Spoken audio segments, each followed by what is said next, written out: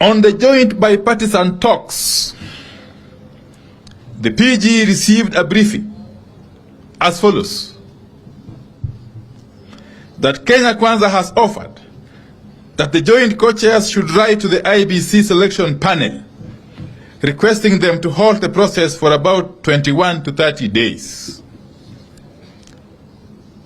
To preserve the IEBC's presidential election servers, the Kenya Kwanza side has expressed willingness to co-author a letter to the IEBC reminding them of their legal obligation to preserve the presidential election servers.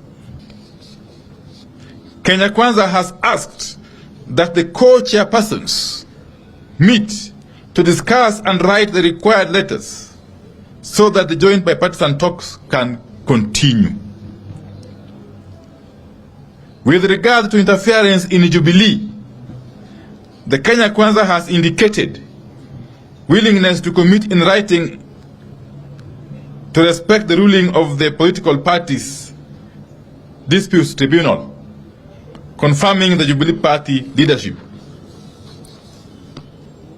They have no offers on lowering of the cost of living because they are married to the finance bill, and we have a plan for the bill.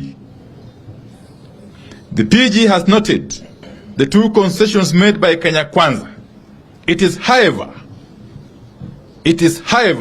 the view of the parliamentary group that those concessions are not good enough to allow us return to the talks. It is also our position that the finance bill as presently crafted must be withdrawn and replaced by a bill that appreciates the suffering of the people, the people of Kenya are going through.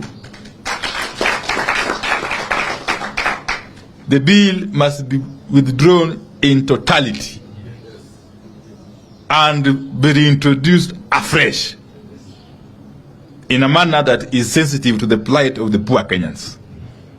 Indeed, the Azimio MPs have resolved to sign a public pledge to oppose the bill, awaiting its withdrawal. Indeed, many other MPs other than those from Azimio are equally prepared to do this.